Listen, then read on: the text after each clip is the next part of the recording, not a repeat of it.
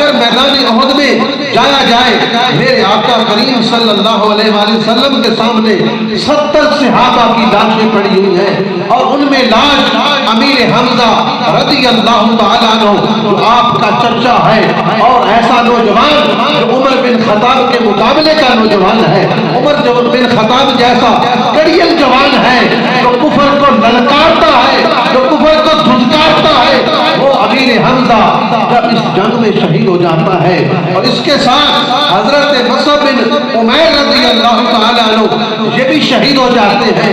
پھر کیا ہوتا ہے؟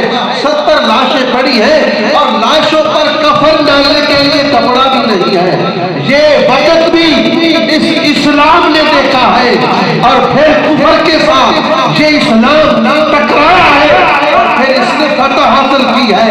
یہ وہی اسلام ہے جسے آج ذلیل و رسوا کیا جا رہا ہے۔ مسلمان کیوں دل کو رسوائی کا باعث بنے ہوئے ہیں کہ ہم نے اس گنبد خضرا والے سے دامن توڑ دیا ہے، ہم نے اس کی چوکھٹ کو چھوڑ دیا ہے، ہم اسلام سے حقیقت میں دور ہو چکے ہیں۔ برادران اسلام، اب دو یہ لاشیں ہیں، حضور کی پھوپھو حضرت صفیہ امیر حمزہ کی بہن 2 چادریں لاتی ہے حضرت امیر حمزہ کا کفن بنانے کے لیے۔ جب وہ کفن بنانے کے لیے لاتی ہے تو نبی پاک صلی اللہ علیہ وآلہ وسلم فرماتے ہیں ان 2 چادروں میں سے ایک چادر جو ہے وہ حضرت مصعب بن عمیر کو پہنائی جائے گی، ان کو کفن دیا جائے گا۔ حضور فرماتے ہیں کہ ان دونوں کو ایک قبر میں دفن کیا جائے گا۔